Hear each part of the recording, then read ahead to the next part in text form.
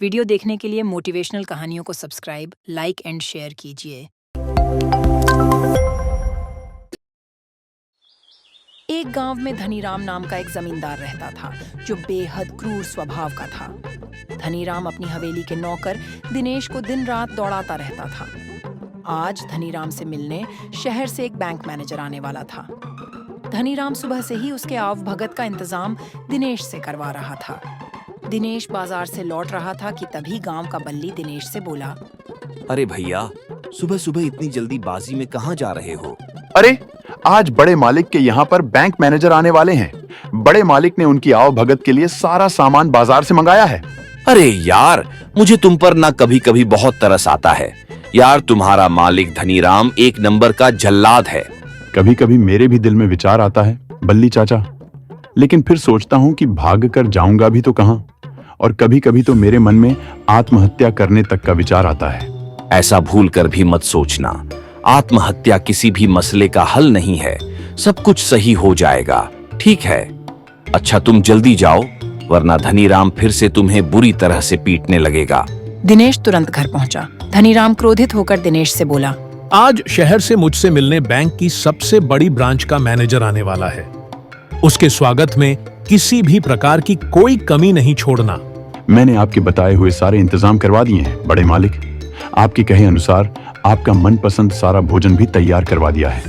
दिनेश वहां से चला गया कि तभी धनीराम की 22 वर्षीय पुत्री सीमा वहां पर आकर बोली, क्या कर रहे हो दिनेश? कुछ नहीं, आज शहर से बैंक मैनेजर बड़े मालिक से मिलने आने वाले हैं। मैं किचन की सफाई कर रहा था। छोटी मालकिन, तुमसे कितनी बार कहा है मुझे सिर्फ सीमा बोला करो। अब मुझे ये बताओ कि तुम पिताजी से हमारे विवाह की बात कब करोगे?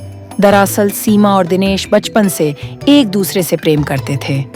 दिनेश बचपन से ही धनीराम के घर पर ही रहा करता था। उन दोनों के प्रेम प्रसंग के बारे में धनीराम अभी तक अनजान था। क्या सोच रहे हो? आखिर कब तक हम दोनों एक दूसरे से छुप छुप कर मिलते रहेंगे? और फिर कब तक तुम सबके सामने मुझे छोटी मालकिन कहकर पुकारना रहोगे? तुम तो जानती हो सीमा कि बड़े मालिक ने ही मुझे पाल पोस कर बड़ा किया है। मुझे डर लगता है कि अगर कहीं मैंने हम दोनों के विवाह की बात उनसे कही तो कहीं वो मुझे जान से ही ना मार दे। आखिर तुम्हारी और मेरी हैसियत में जमीन आसमान का अंतर है। दिनेश, ये सब तो तुम्हें मुझसे प्रेम करने से पहले सोचना चाहिए था ना। मुझे कुछ नहीं पता। अगर तुम पिताजी से बात नहीं करोगे तो मैं स्वयं जाकर उन्हें बता दूंगी। पर अगर मेरा विवाह तुमसे नहीं हुआ तो फिर मैं जीवन भर कुंवारी ही रहूंगी। यह कहकर सीमा वहां से चली गई। कुछ ही देर बाद बैंक मैनेजर धनीराम के घर आ पहुंचा और धनीराम बैंक मैनेजर की आवभगत करने लगा। और हमेशा की तरह धनीराम बैंक मैनेजर के सामने दिनेश ने बहुत ही प्यार से बात कर रहा था, मानो दिनेश उसका नौकर नहीं बल्कि उसका पुत्र हो। मैंने तुम्हारे जैसा ईमानदार व्यक्ति कभी नहीं देखा। तुमने तो बिल्कुल अपने ही बेटे की तरह पाल पोस कर बड़ा किया है। भला आज के जमाने में इतना ईमानदार कौन होता है? अब आपको क्या बताऊं बैंक मैनेजर साहब, जो कुछ भी है सब दिनेश का ही है। मैं तो बस उसका एक छोटा सा नौकर हूं। अरे दिनेश, मैं तो भूल ही गया, हमारे बैंक मैनेजर को हमारे गांव के बिरज्जू हलवाई की रबड़ी बहुत पसंद आती है। उसे तो मैं मंगाना ही भूल गया। जाओ, जाकर बिरजू हलवाई की दुकान से रबड़ी ले आओ। दिनेश चुपचाप रबड़ी लेने चला गया। दिनेश रबड़ी लेकर लौटा ही था कि उसे बैंक मैनेजर की आवाज सुनाई दी। आपने दिनेश की परवरिश बहुत अच्छी तरह से की है धनीराम जी, लेकिन मेरी एक बात समझ में ये नहीं आई कि आपने उसे पढ़ाया लिखाया क्यों नहीं। जब वो कागज पर अंगूठा लगाता है तो मुझे बहुत ज्यादा अफसोस होता है। आपको उसे पढ़ाना लिखाना भी चाहिए था। अब आपको क्या बताऊं बैंक मैनेजर साहब, बगैर माँ बाप का ये लड़का था। इसका पढ़ाई में मन नहीं लगा और मैं दिनेश पर ज्यादा दबाव भी नहीं डाल सका। वो क्या है ना बैंक मैनेजर साहब, मैं दिनेश की आंखों में आंसू नहीं देख सकता क्योंकि उसके माता पिता के मुंह पर बहुत ज्यादा एहसान है। इसीलिए वो अनपढ़ ही रह गया। और वैसे भी पढ़ाई लिखाई से आखिर दिनेश को क्या फायदा होने वाला है? सब कुछ उसी का ही तो है। बात तो आपकी सही है धनीराम जी, लेकिन फिर भी शिक्षा बहुत ज्यादा जरूरी होती है। अब दिनेश बड़ा हो गया है, कम से कम उसे इतना तो पढ़ा लिखा दीजिए कि वो सिग्नेचर करना सीख जाए। और हाँ, नदियापुर गांव में आप दिनेश को ले जाने वाले थे। आप वहां की जमीन जो हटाने वाले थे। मैं इसी बारे में आपसे बात करना चाहता था। क्या दिनेश को नदियापुर गांव ले जाना जरूरी है क्या? ऐसा नहीं हो सकता कि नदियापुर गांव सिर्फ हम दोनों जाए और हमेशा की तरह दिनेश से अंगूठा लगवा लिया जाए। आखिर सब कुछ दिनेश की मर्जी से ही हो रहा है। अगर आपको विश्वास ना हो तो आप दिनेश से पूछ लीजिए। धनीराम की नजर दिनेश पर पड़ गई। अरे दिनेश, अब तुम बाहर क्यों खड़े हुए हो? अंदर आओ। तुमने बताया नहीं कि तुम रबड़ी लेकर आ गए? दिनेश ने चुपचाप रबड़ी धनीराम के हाथ पर थमा दी। धनीराम ने हमेशा की तरह एक सादा पेपर दिनेश के सामने रख दिया। दिनेश ने उस सादा पेपर पर अंगूठा लगाया। बैंक मैनेजर के जाने के बाद धनीराम क्रोधित होते हुए दिनेश के पास आकर बोला, तो अब तेरी हिम्मत यहाँ तक बढ़ गई कि तू छुप छुप कर हमारी बातें सुने। नहीं बड़े मालिक, मैंने आप दोनों की कोई बात छुप कर नहीं सुनी। अगर बातें छुप कर नहीं सुन रहा था तो बाहर खड़ा क्या कर रहा था? तुम्हें रबड़ी लेकर सीधे अंदर आना चाहिए था। इतना कहकर धनीराम दिनेश को पीटने लगा। कुछ महीने ऐसे ही बीत गए और एक दिन दिनेश कमरे की सफाई कर रहा था कि तभी सीमा वहां पर आ गई। तुम्हें कुछ पता है दिनेश? पिताजी ने मेरा रिश्ता पक्का कर दिया है। तुम आज ही पिताजी से हमारे विवाह की बात करोगे। तभी धनीराम वहां पर आ पहुंचा और क्रोधित होता हुआ दिनेश की ओर देखकर बोला, नमक हराम, जिस थाली में खाता है उसी थाली में छेद करता है। सबके सामने मेरी बेटी को छोटी मालकिन बोलता है और उसका अकेले में फायदा उठाता है। नहीं नहीं, ऐसी कोई बात नहीं है बड़े मालिक। मैंने कभी भी छोटी मालकिन को गलत नजर से नहीं देखा और मैं और छोटी मालकिन एक दूसरे से प्रेम करते हैं। प्रेम करने से पहले अपनी एक बार औकात तो देख लेता कि कहां तू और कहां हम। और सीमा, तुम्हें जरा भी लज्जा नहीं आई? तुमने भी ये नहीं सोचा कि तुम कितने अमीर बाप की संतान हो? बस कीजिए पिताजी, इससे आगे एक शब्द भी मत बोलिएगा। मैं सब जानती हूँ।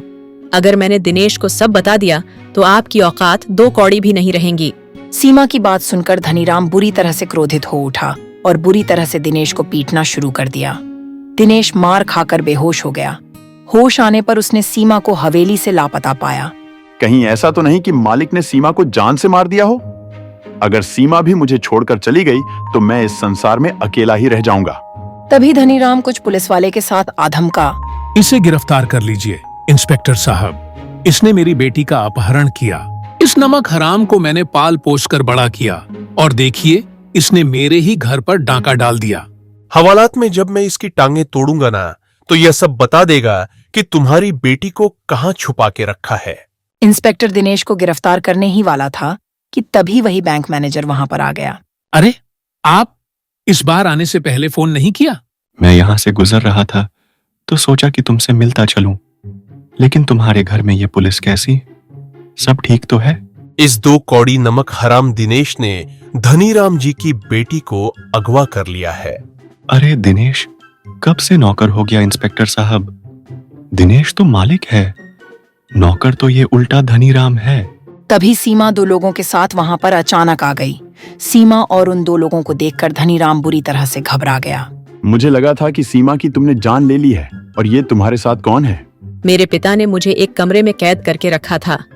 वहां से मैं चुपके से भाग गई और सीधी नदियापुर गांव पहुंची। वहां पहुंचकर मेरी इन दोनों ने मदद की। जानते हो ये कौन है? ये तुम्हारे माता पिता हैं।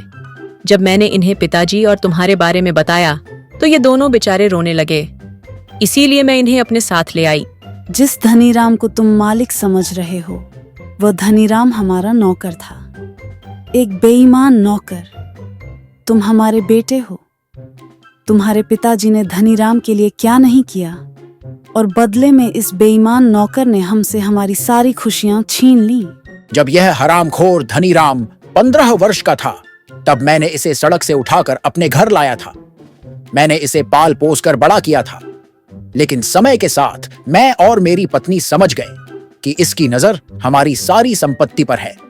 एक व्यक्ति द्वारा मुझे पता लगा कि धनीराम संपत्ति के लालच में मेरी और मेरी पत्नी की हत्या करना चाहता है। उस समय तुम सिर्फ 2 वर्ष के थे। मैंने अपनी सारी संपत्ति और सारा बैंक बैलेंस तुम्हारे नाम कर दिया। जब यह बात धनीराम को पता लगी तो वह क्रोधित होकर तुम्हें हमसे छीन कर ले गया। अगर ऐसी बात थी तो फिर आपने पुलिस में शिकायत क्यों नहीं की? उस समय पुलिस भी उससे मिली हुई थी बेटा, और धनीराम ने हमें धमकी दी थी कि अगर हमने किसी भी तरह की जानकारी पुलिस को दी तो वह तुम्हें जान से मार देगा। हम सिर्फ तुम्हारी जान बचाने के लिए आज तक चुप रहे, लेकिन अब नहीं। मुझे विश्वास था कि एक ना एक दिन तुम जरूर मिलोगे। मुझे माफ कर दो मालिक, मैंने दिनेश को अपने बेटे की ही तरह पाला है। झूठ मत बोल बेईमान नौकर। तूने मुझे हमेशा नौकर की तरह रखा है, जबकि तू मेरा नौकर था। तेरी वजह से मैं इतने वर्षों अपने माता पिता से दूर रहा। तेरी असली जगह जेल में ही है। गिरफ्तार कर लीजिए इसको। पुलिस ने धनीराम को गिरफ्तार करके जेल में भिजवा दिया और दिनेश ने धनीराम की ही पुत्री सीमा के साथ विवाह कर लिया और वे सब सुखी परिवार की तरह साथ साथ रहने लगे। वीडियो देखने के लिए मोटिवेशनल कहानियों को सब्सक्राइब, लाइक एंड शेयर कीजिए।